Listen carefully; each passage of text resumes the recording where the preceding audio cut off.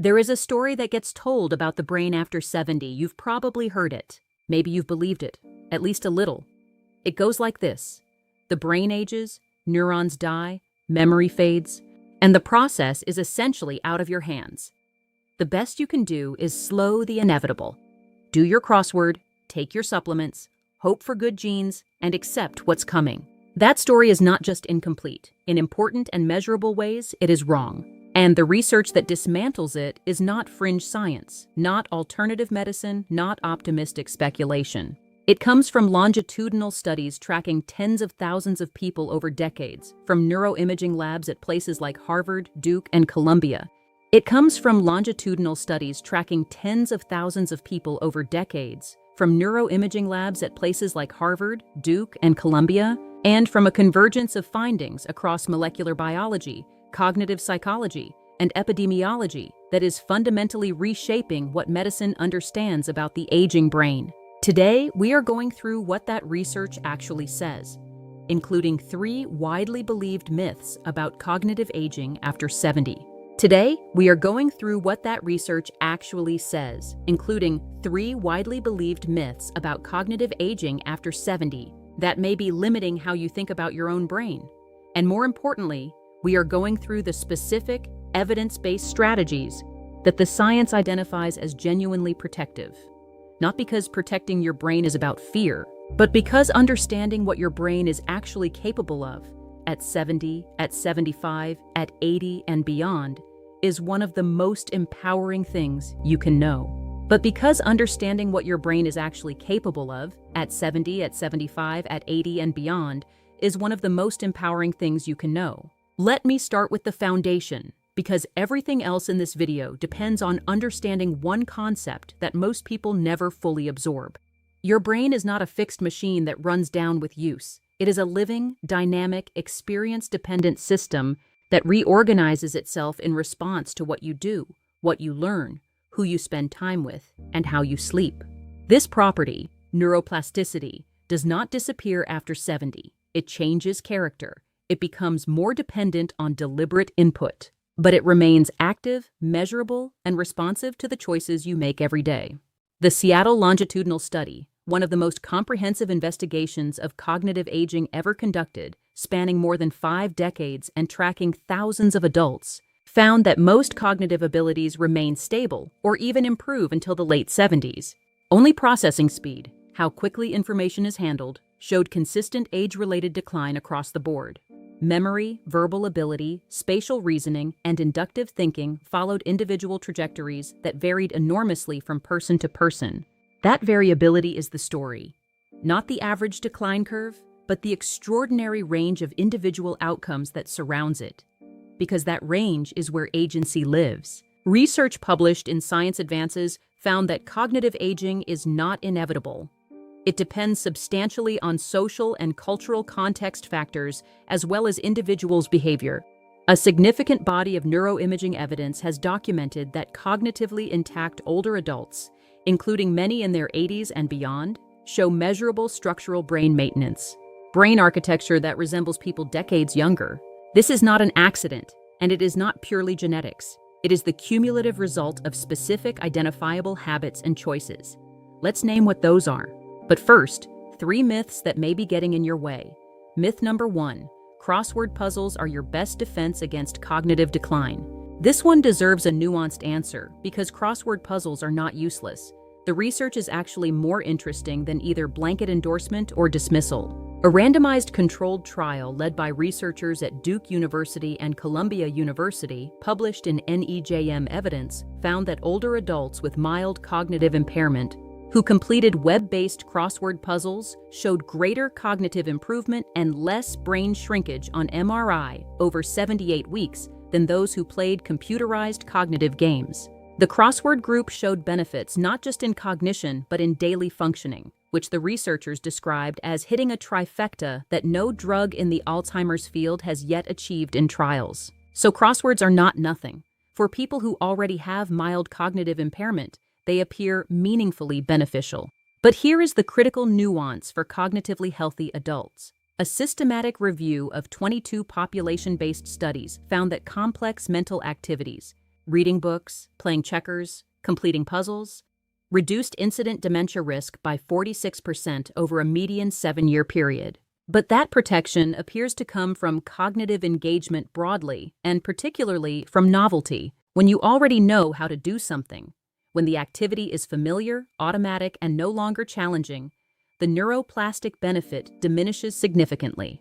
As one neurologist studying cognitive reserve explained to National Geographic, when you start doing the same thing over and over again, that isn't really boosting cognitive reserve or helping support neuroplasticity because the novelty aspect of it is lost. The implication is practical and important. If you have been doing the same crossword for years and it has become routine, you are maintaining a familiar skill. But you are not substantially building new neural architecture. The brain's plasticity responds most powerfully to challenge, to unfamiliarity, to the discomfort of learning something genuinely new. This is not a criticism of crossword puzzles. It is an invitation to add to them. Myth number 2, memory is the main thing you need to protect after 70. Memory gets most of the attention in conversations about cognitive aging because memory loss is the most visible and emotionally salient symptom of dementia. But the research consistently shows that the brain's cognitive architecture is far more multidimensional than this framing suggests, tends to be more predictive of functional independence in older age than memory alone. Cognitive flexibility, the ability to shift between different ideas and approaches, is one of the aspects of cognition most strongly associated with brain health over time. Executive function, the set of cognitive abilities that governs planning, decision-making, managing competing demands, regulating behavior, and solving novel problems. The practical implication is that a brain health strategy focused exclusively on memory, doing memory games, trying to improve recall, is leaving most of the field unaddressed.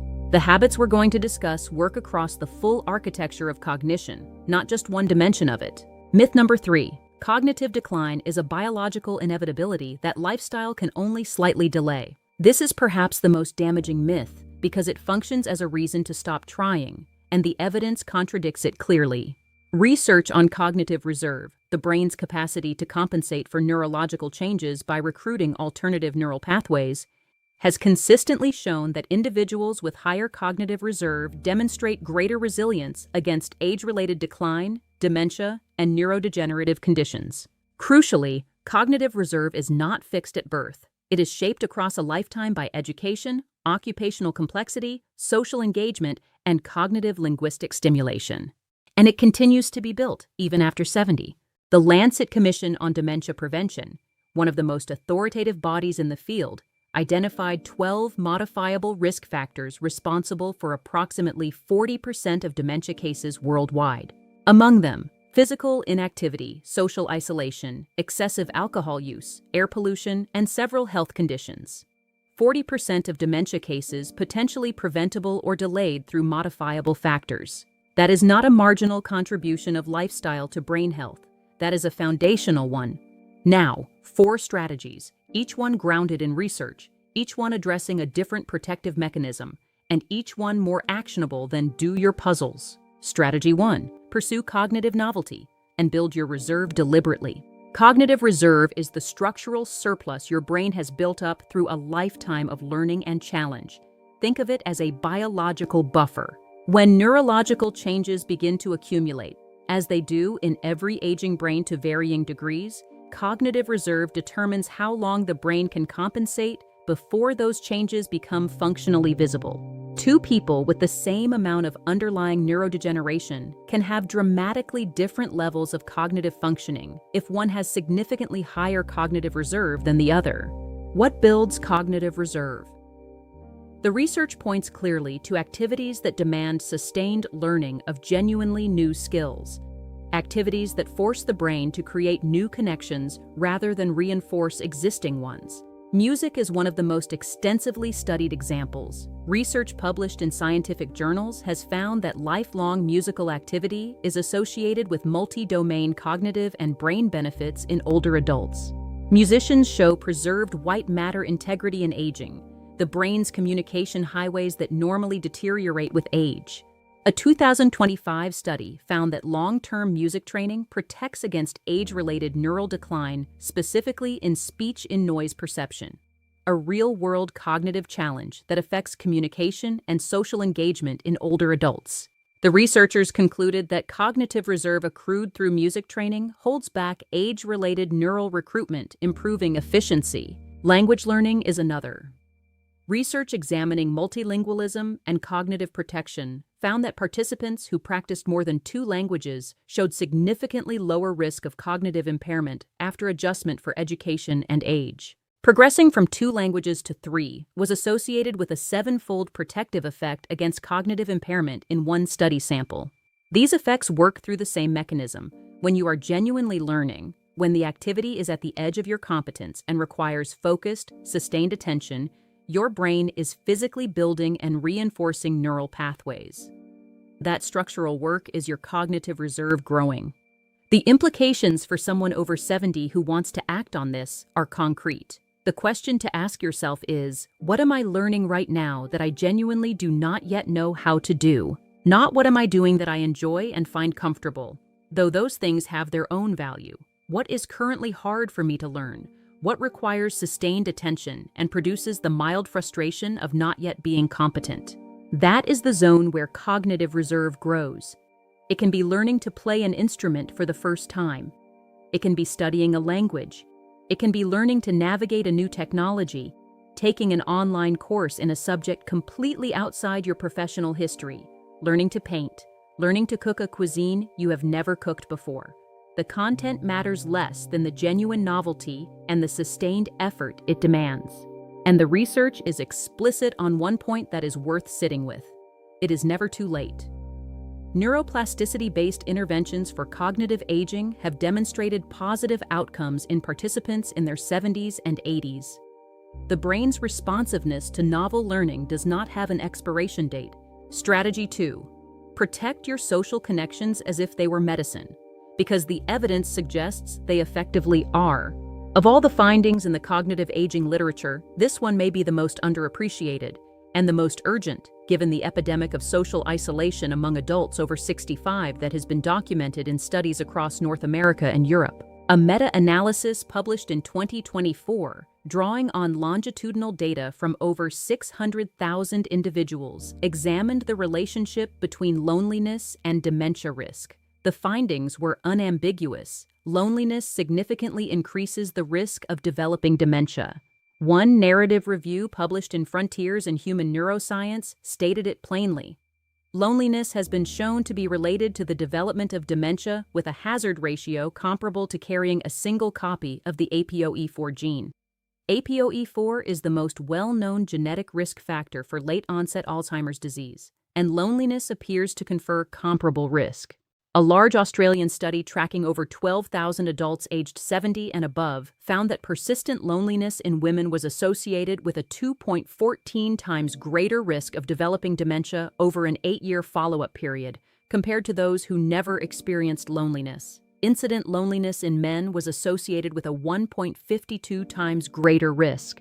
These are not marginal associations. They are substantial, independent risk effects that held up after controlling for age, depression, social isolation, and other known dementia risk factors. Research published in Alzheimer's and Dementia found that persistent social isolation, the objective absence of meaningful social contact, accelerated cognitive decline and increased cognitive impairment risk when combined with loneliness. And a 2024 longitudinal study tracking cognitive outcomes across 24 countries confirmed that social isolation is among the most consistent predictors of accelerated cognitive decline in older adults globally. How does social connection protect the brain? Several pathways are documented. Social interaction demands complex cognitive processing, language, theory of mind, rapid social reading of intention and emotion, memory retrieval of shared history. Meaningful conversation is among the most cognitively complex activities a human engages in. Regular social engagement keeps these circuits active and exercised. Additionally, social connection buffers the physiological effects of chronic stress, reducing cortisol levels that, as we discussed in a recent video, can damage the hippocampus over time. And social relationships provide what psychologists call purpose activation, the sense of mattering to others, which is associated with sustained cognitive engagement and motivation. The practical implication is not abstract. If you are someone who has allowed social relationships to contract through retirement, through the natural attrition of friendships over time, through reduced mobility or energy, the cognitive cost of that contraction is real and measurable. Rebuilding social engagement is not a nicety or a leisure preference. According to the evidence, it is one of the highest leverage investments you can make in your cognitive future.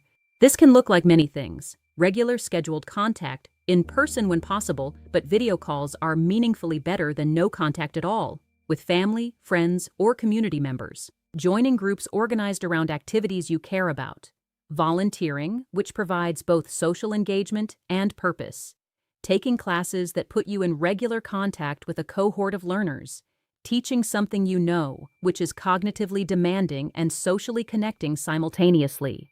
The depth and quality of connection appears to matter more than the sheer quantity of interactions. What the research points to is not a packed social calendar, but consistent, meaningful relationships in which you feel genuinely seen, heard, and connected. Strategy 3. Treat your sleep as a biological necessity for brain maintenance, because that is precisely what the science shows it is. The glymphatic system is a discovery so significant that when it was first described in detail in 2013, it fundamentally changed how neuroscience understands the relationship between sleep and brain health. The glymphatic system is a waste clearance network in the brain, a series of channels surrounding blood vessels that flushes cerebrospinal fluid through brain tissue, carrying metabolic byproducts out of the brain and into the circulatory system for disposal. And here's the finding that changed everything. The glymphatic system is dramatically more active during sleep than during wakefulness. Specifically, during slow-wave sleep, the deep, restorative stage of sleep that tends to be reduced in older adults, the brain's cells actually shrink slightly, increasing the space between them and allowing glymphatic fluid to flow more freely through brain tissue. What is the glymphatic system clearing? Among its most critical targets are amyloid beta and tau, the proteins whose abnormal accumulation is the defining pathology of Alzheimer's disease. A 2026 randomized crossover study published in Nature Communications with 39 participants found direct evidence in humans. Glymphatic clearance during normal sleep increased morning plasma levels of Alzheimer's disease biomarkers compared to sleep deprivation, meaning that sleep was actively moving amyloid beta and tau out of brain tissue and into the bloodstream, where they can be safely cleared by the body. The participants who were sleep deprived showed reduced clearance of exactly the proteins that accumulate in Alzheimer's pathology. A comprehensive review published in Brain and Behavior synthesized the evidence clearly. Poor sleep quality, chronic sleep deprivation, insomnia, and sleep-disordered breathing have been associated with greater amyloid burden, tau abnormalities, and increased risk of cognitive decline. And that relationship is bidirectional. Early Alzheimer's pathology can in turn disrupt sleep architecture, creating a self-reinforcing cycle. For adults over 70, this is particularly significant because slow-wave sleep, the very stage most critical for glymphatic clearance, naturally becomes shorter and more fragmented with age. This is not a reason to despair. It is a reason to take sleep hygiene more seriously than you probably have been. What does the evidence support for improving sleep quality in older adults? Consistent sleep and wake times, maintaining the same schedule 7 days a week, is among the most powerful single interventions for sleep architecture. This anchors your circadian rhythm, which, as we covered in a previous video, is itself protective for brain health. Morning light exposure, which resets the suprachiasmatic nucleus and sets the biological timer for melatonin production, directly supports the quality of slow-wave sleep that night. Physical exercise, which we will discuss next, consistently improves sleep quality and increases slow-wave sleep duration in older adults. And reducing alcohol consumption, which many people use as a sleep aid, but which actually suppresses slow-wave sleep and fragment sleep architecture, is one of the clearest evidence-based recommendations for anyone who wants to maximize glymphatic clearance. If you have symptoms of obstructive sleep apnea, loud snoring, waking with headaches, feeling unrefreshed after sleep, being told you stop breathing during sleep, getting evaluated and treated is directly relevant to your cognitive health. Sleep apnea chronically disrupts deep sleep and has been independently associated with increased Alzheimer's biomarker burden and accelerated cognitive decline. Strategy 4. Move your body to protect your brain and understand exactly why it works. We discussed BDNF and exercise in a recent video, so here I want to go deeper on the specific mechanisms most relevant to mental agility after 70, and on the evidence that exercise is not just one brain health strategy among many. It may be the single most powerful one available. Physical activity operates on the aging brain through multiple simultaneous pathways. The BDNF pathway, stimulating the production of the brain's primary growth factor, which supports hippocampal neuroplasticity and the survival of neurons, is well established. But exercise also reduces neuroinflammation, which is one of the mechanisms by which chronic metabolic disease damages brain tissue. It improves cerebrovascular health, the health of the blood vessels that deliver oxygen and glucose to the brain, which is critical because vascular changes are a major contributor to cognitive decline independent of Alzheimer's pathology. And as we just noted, it improves slow-wave sleep quality, which in turn improves glymphatic clearance of amyloid and tau. Epidemiological research is consistent. Individuals who are physically active from midlife show a meaningfully reduced later risk of cognitive impairment. Neuroimaging studies have documented attenuation of age-related brain atrophy in physically active older adults, and importantly, increased gray matter and white matter volume in the frontal and temporal lobes, the brain regions most significantly affected in dementia. For adults over 70, the evidence specifically supports two types of movement working synergistically. Aerobic exercise, the moderate intensity walking, cycling, or swimming we have discussed, provides the cardiovascular, vascular, and BDNF-related benefits. Resistance training, working with weights, resistance bands, or body weight, provides an additional and distinct pathway, reducing systemic inflammatory markers and appearing to have independent protective effects on cognitive function through mechanisms that are still being fully characterized. A systematic review published in a major journal examining combined aerobic and resistance training found that concurrent training in middle-aged to older adults produced the strongest improvements in both cardiorespiratory fitness and functional capacity compared to either modality alone. You do not need to choose between the two. You need, ideally, both, even at modest levels. The threshold for meaningful cognitive benefit is lower than most people assume. 30 minutes of brisk walking 5 times per week is sufficient to produce measurable BDNF increases and meaningful protection against cognitive decline in most studies. Resistance training twice per week, with weights challenging enough to require effort, adds another layer of protection. These are not elite athletic commitments. They are achievable baselines that compound significantly over years. Let's bring this together and name the thing that the research taken as a whole is really saying. Mental agility after 70 is not the product of one habit.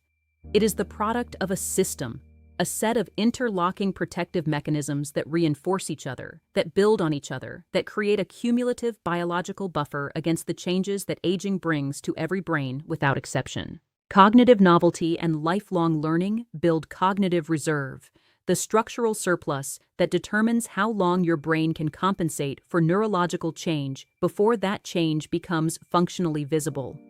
Social connection keeps the most cognitively complex circuits in your brain active while simultaneously protecting you from the cortisol dysregulation and dementia risk that chronic loneliness imposes. Sleep quality determines whether your glymphatic system is effectively clearing the metabolic waste that accumulates in brain tissue, including the proteins directly implicated in Alzheimer's pathology.